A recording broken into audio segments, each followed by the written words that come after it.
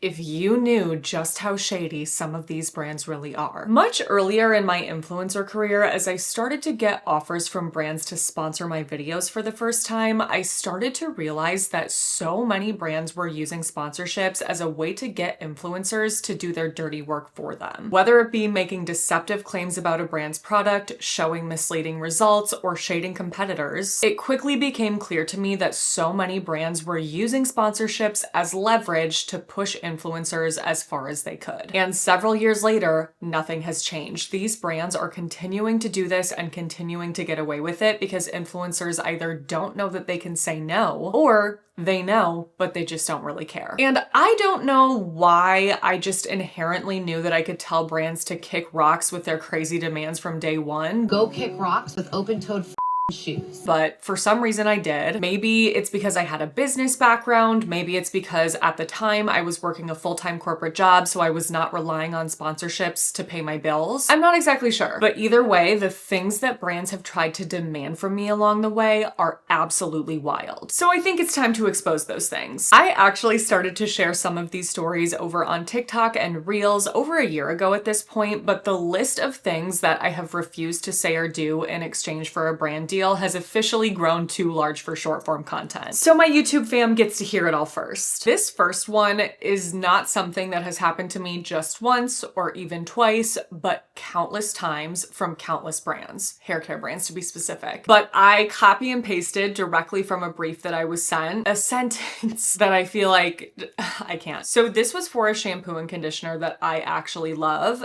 And when I saw this, I was like, what's wrong with you people? Must show, in all caps, visible before and after transformation. Make sure hair looks dry in the beginning shots. That was the first time I had ever seen a brand explicitly write that out with that kind of verbiage, because usually what happens is brands will just say there needs to be a before and after transformation. And for certain products, it totally makes sense to do a before and after transformation. So it's not to say that transformations themselves are misleading. It's just to say that the way that this brand wanted me to go about that was misleading. When you are asking me to manipulate the way that my hair looks so that I can make sure it looks dry in the beginning shots, you're being misleading. Not to mention that it wouldn't have even made sense for the rest of this concept or brief that they sent me, because they wanted me to say that like this was a huge part of my hair transformation journey. Here was how damaged my hair was before. Here's what it looks like now, but then also make my hair look dry and damaged now and show it after in one use. I'm like, which one is it? Did it help to heal my hair? Did it not? Actually, now that I'm thinking about it, there was another brand, I mean, both of these are huge brands, by the way, but there was another brand that actually did have that verbiage written down in the brief, show a before and after with hair looking dry and damaged in the before. And I literally responded saying, hey, so I definitely won't be able to showcase a before and after like they're requesting. I'm happy to show what my hair looks like after using these products, because that's what I always do. Like if it's a sponsorship for a shampoo and conditioner, of course, I'm going to show you what my hair looks like after using that set. But I said, I'm not going to have a dry/damaged before, since my hair isn't dry and damaged anymore. That could be something that is totally fair for another creator to do if their hair is super dry and damaged and there is a visible before and after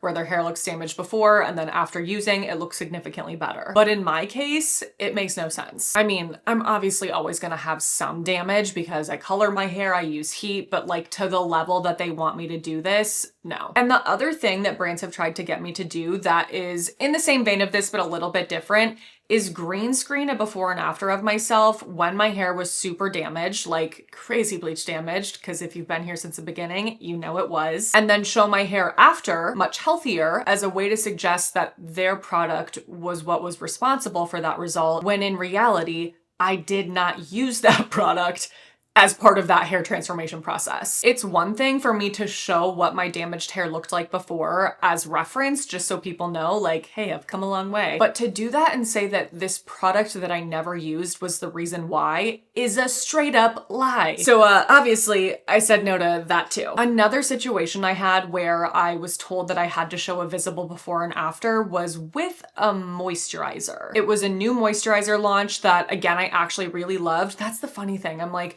so many of these products, not all of them, but a lot of them I really love. And this was an example of that. It was a moisturizer I really loved, I was excited about, but they specifically said that I needed to document a 6-week process where I showed a before and after. And again, for some creators, that may be something that makes total sense. You can see a visible improvement. But for me, that didn't make sense because I'm somebody that uses prescription retinoids. I use red light therapy. I use other things that have active ingredients that can actually make a visible difference in the quality of my skin.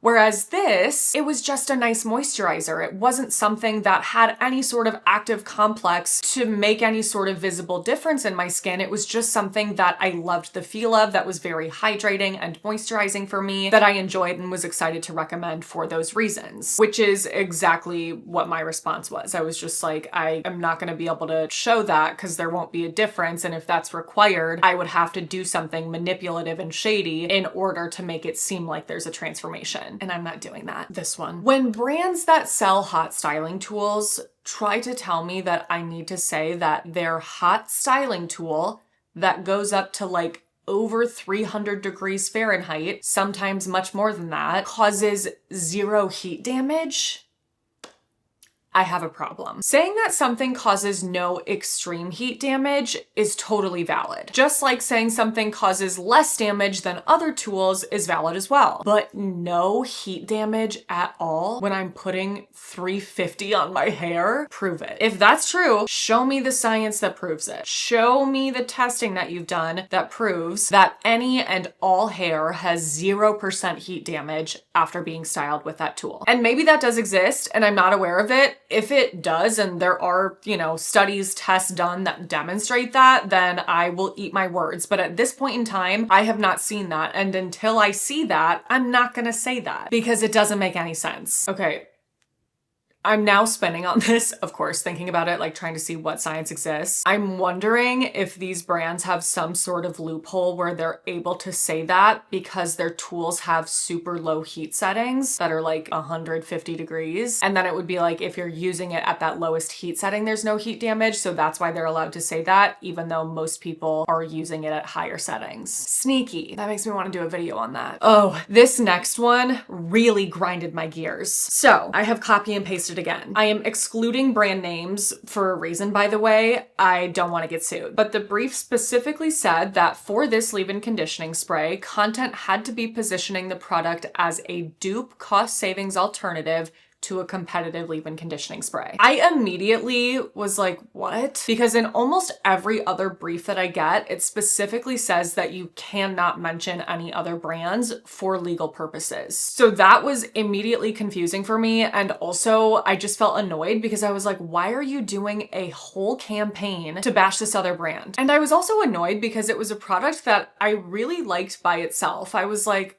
this is something that I'm excited to share with people that I know my viewers will love without any sort of comparison in a dupe-like way to something else. So I already knew that I was not going to do that, but it did pique my curiosity enough to just take a look at the ingredients list and see like, are these actually dupes? And I wasn't aware. Like, I just was curious. And lo and behold, there was not an ingredient in common. I mean, maybe like 1 or 2 things, but they could not have been more different. So I was like, for that reason alone, and not to mention, the product that they wanted me to say it was a dupe for was not even that much more expensive than that product, maybe like $10 more. But I was like, leave this brand alone. It was just bizarre all around. So I responded just saying, I don't feel comfortable doing this. Would they be okay with me moving forward just talking about that product alone? Why I enjoy it, its benefits, etc. And this was the response. As you'll see, content cannot explicitly say that it's a dupe for this other product. Instead, you should invite your followers to test the two against each other with a question like, is it a dupe? Do you think this is a dupe? You tell me, as well as including the hashtags, hashtag dupe or not, hashtag is it a dupe? I was like,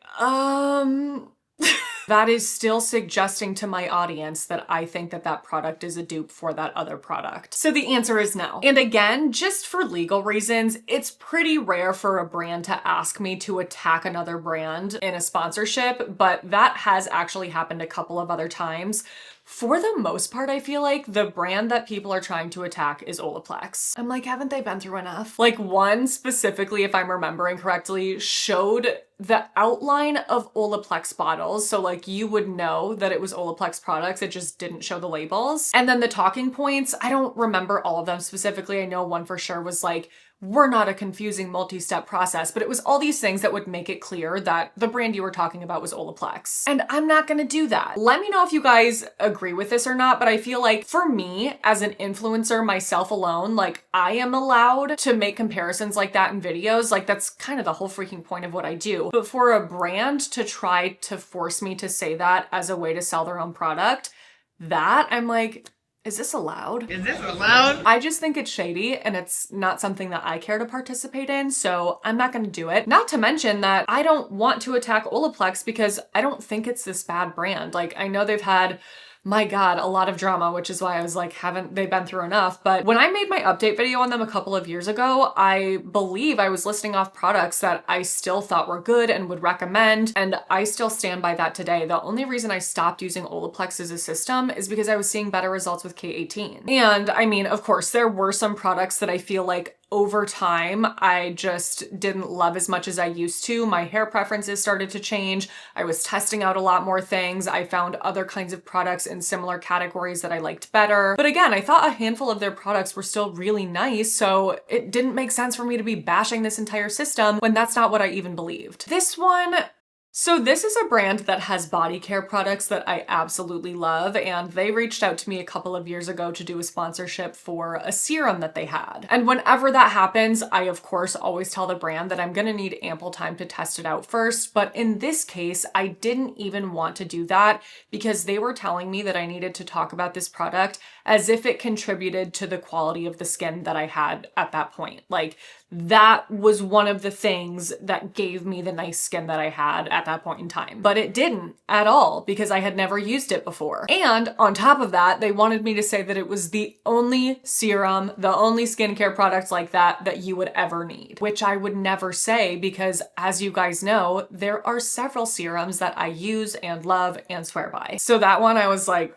get lost. The reasons why I turn down sponsorships are not always so dramatic and extreme and shady like this. A lot of the times I'm just turning sponsorships down because I'm not impressed by the products, and that was definitely the case when a very popular makeup brand decided to dip their toes into the skincare pond. And I try really hard not to judge a book by its cover because I did that for a long time where I would, for example, look at Dove sitting on the shelves or Head and Shoulder Classic Clean and be like, ugh. And I regret doing that because those are some of my absolute favorite products now. So I really don't like to look at something and be like, but I had no choice but to do that in this situation. It was just a really strange way for them to enter into the skincare space. It honestly just looked like tacky and very juvenile. Like it looked like it was for kids, but it was a prestige brand. And that's how I felt about all of these products that they were trying to sell. I felt like everything was created with the intent of being kind of like viral and yeah, like viral worthy. So even though I was like, I don't love this, I still offered to test the products out because again, I try not to judge a book by its cover, even though I was judging. And I wasn't excited about a single product that they sent me. Like there was not one thing that I felt I could genuinely get on camera and talk to you guys about with excitement. I was like, nah. The amount of brands that have tried to tell me that I need to talk about the fact that their products are clean or non-toxic or free from sulfates or silicones or parabens is absolutely insane given the type of videos I make. I'm like, have you watched a single video on my channel? I have read countless emails that say, must say, product, brand, whatever, is clean, is non-toxic, is whatever. And I'm like, no offense, but get lost. If you ever see a sponsored video on my page where I am saying one of those things, call the police. 911, what's your emergency? Something is seriously wrong. Another thing that brands will do sometimes is if they see a video that you have already posted on, let's say your TikTok or your Instagram, usually, well, actually, I've only ever had this happen for TikTok, but I'm sure it happens for Instagram as well. Brands will see a post that you have made about their product and reach out and be like, hey, we loved this video. Would we be able to run it as an ad? And then how that works behind the scenes is you do get paid from the brand for them to be able to run that as an ad. It's like the brand has to pay to be able to use your assets in their paid advertising. And this is something that I don't do a ton of. I feel like I err on the side of caution with it because I don't want people to think that that's why I'm making videos or that the videos that I'm making organically were actually sponsored and undisclosed. Like that gives me such a pit for people to think that I'm lying about something like that. And so even though I can say firsthand that this is actually something that goes down where I post something 100% organically, non-sponsored, and then the brand will find it and reach out later. Again, it's just something that I'm cautious about. And there are times where I'm like, yeah, I think that this would be totally fine. And then others where I'm like, let's just not. But one of the times that this happened, a brand asked if they could use, I think it was like a wash day routine where I used their product, and then run that part where I use their product as an ad, adding in either like text or a voiceover or both saying that that product was my go-to for frizz-free hair, when that is not why I use that product at all. Maybe if it had been like the Color Wow Dream Coat, that would have been something that makes sense, because I've told you guys, like if I'm going to Florida, if I'm somewhere hot and humid, Dream Coat's amazing for preventing frizz. I do get frizzy hair sometimes, especially when it's hot and humid. But number one, again, that was not why I used that product, so that's immediately a no because that's not honest. But on top of that, I felt like they were more so trying to say that to be like, look how sleek and silky my hair looks. The reason why it looks like that and does not have any frizz is because of this, when again, I was like, that's not true either. And when I responded that, being like, sorry, no, the person actually replied being like, yeah, you know what? Like that actually came from someone else on the marketing team, but like even I know that I've never seen a video where Abby's hair looks super frizzy. So like that wouldn't have even been a good idea anyway. I'm like,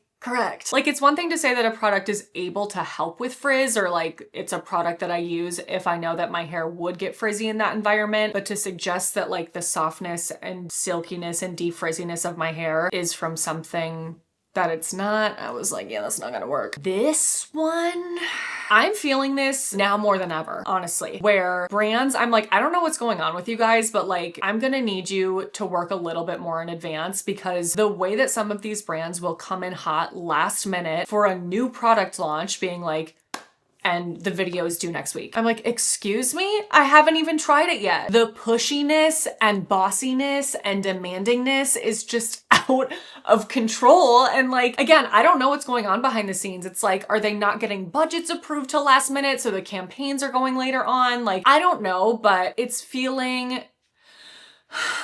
I'm feeling pressured. Just say no. So in this kind of situation, the brand may not be asking me to say anything shady, but it is shady to not give me enough time to try something and then tell me that I have to turn around and promote it the day after I get it. Like that's still a misleading form of advertising. The most recent example I have of this is, again, a massive brand not sending me products with enough time to test, me telling them that that is a requirement for me to promote something, and them finally saying, sorry, too bad, the campaign deadline has already passed. So I'm like, am I the only one that happened to? And it just was like bad timing. Maybe it was a situation where like another influencer backed out last minute, and so I was their backup and everybody else got their products with enough time to test. But come on. Even if you have no scruples, even if you have no morals, you don't care about that stuff, you're fine with people being misleading, wouldn't you at the very least so much rather have your influencers be super familiar with your products and how they work and the results that they've gotten with them, so that they can talk about them to their audience with genuine excitement and with genuine understanding of that product? Like, what? It seems like no, like in a lot of cases, they don't care. They just want you to read what's on the brief and pretend this is the best thing you've ever tried and then move along to the next campaign. And that is so annoying to me, especially because I felt like they were trying to use that impending deadline like as a threat to make me cave and be like, okay, it's fine, like I'll just do it. And I was like, no, I'm sorry, but no. Okay, I saved the best few for last. This next one. I don't say this to try to toot my own horn. I say this because it was bizarre, but I have never had a brand so desperate for my stamp of approval on a product in my life. Like the desperation for me to agree to sponsor this product, that by itself was like, this is weird. But more importantly, the way that they wanted me to do it was not genuine and not something that would have been honest. They basically wanted me to say that like I had taken part in creating this product that already existed, that was already formulated. I'm just sitting here speechless because like, why would I ever want to do something like that? Like, I would love to one day be involved in the process of formulating a product and like getting to do that with a brand. I think that that would be so cool. Why would I sit here and put my name on something that I had no part in?